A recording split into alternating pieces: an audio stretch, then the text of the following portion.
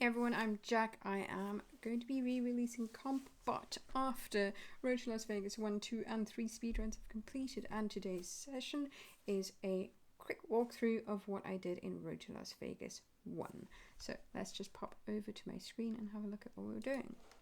This is the new CompBot.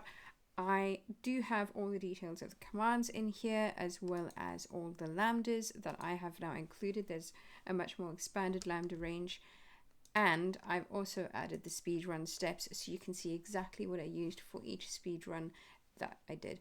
Now, technically, Road to Las Vegas 1, Diamond 1, but in the head-to-head, I did actually beat him in that one. Road to Las Vegas 2, the robots did beat Diamond, and in Road to Las Vegas 3, Diamond has beaten us again. Completely annihilated us. So, Road to Las Vegas 1, I did questions 5 and 6. Let's go over to the spreadsheet and have a look at how I did this. This is the We're Not in Kansas Anymore case by Harry Gross. And the first step I did was to run Control-Shift-G, which runs my full setup case command.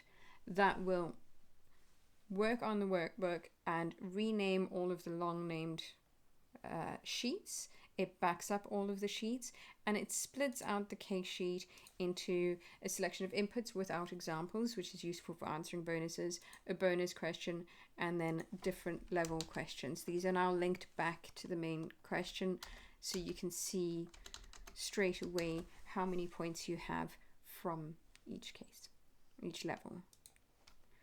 So I did level 5 and level 6, so let's have a look at how I did that for level 5. I knew that we were traveling to brick number 96, so I added that in there. I marked it as an input cell, and then I set up a formula. This used my lookup RC lambda. This one looks for a value and finds it in a range and returns the row and column in that range. So it's like an XLOOKUP, but a more of a 2D type situation. So we're looking up 310 and we're looking it up in the yellow brick road range, which is auto-generated during the setup. And we're doing the same thing with the 96. You can see 310 is in row 11, column 1, 96 is in row 13, column 3. Now, we get the difference between the rows and the columns. I'm just going to mark these as row and column for your convenience. You get the difference between the rows and columns as equals that minus that. And we're going to wrap that in an absolute. This gives us the total difference in row count versus column count.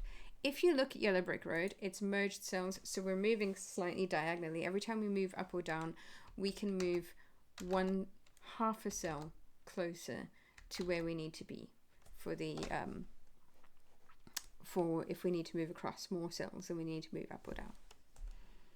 So in this case, that means that our distance is calculated as the difference in rows plus if there is more movement in the columns than in the rows, the difference between the number of columns and the number of rows divided by 2, thanks to the nice merged cells, and that gives us a distance of 7 in this case, which is correct. At this point, I ran the save lambda as command. This is built in with lambda robot, and I just click OK for that, and I gave it the name dist because it's the distance between 310 and 96, between the two inputs that you've got. So that gave me a nice simple lambda to answer the entire sheet with using whatever the current value is and 96 as a locked cell. Use an autofill down command, and that takes us to the end of level 5. Level 6, I then reused this command, but in order to reuse it, I needed to get a grid of all the values. So first up, we want the values, and then we want the distance.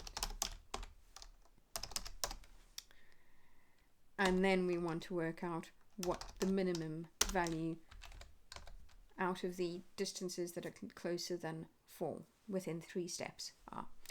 So to get the values from Yellow Brick Road, I used this amazing lambda by Leanna Garish called Grid to Coal, and I just pointed it at Yellow Brick Road, the named range YBR, and it generates all of this information for me. It gives me the values, it gives me the row number and column number, the address, as well as an RC ref, which we've added in there if we want to use Dermot Early's 1 million sort of references. And what we actually want to do is we're going to drop the first row. We don't need this information at the top. And then we're going to keep the first column.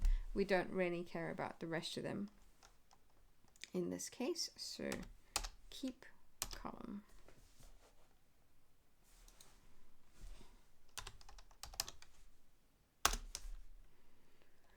This gives us a list of all the values. We're then going to use the distance formula that we created, the lambda, with the starting brick and this entire range.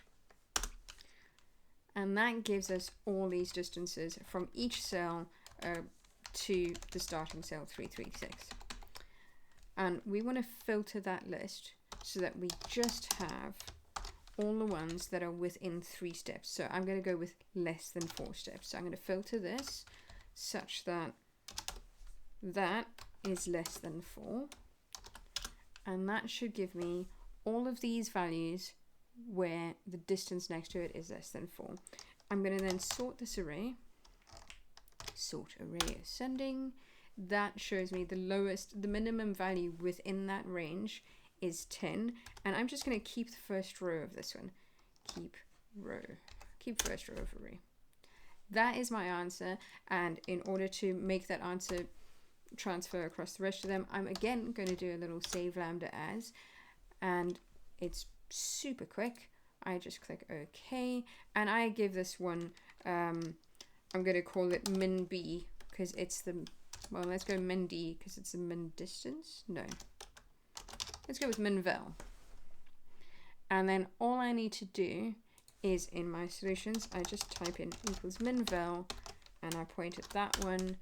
And that gives me the correct answer. I do an autofill down, and that is the time spent on Road to Las Vegas 1.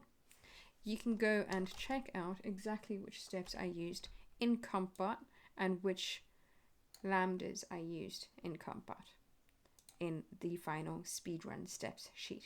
So go check it out, and I'm going to come back with a Road to Las Vegas 2 speedrun walkthrough tomorrow.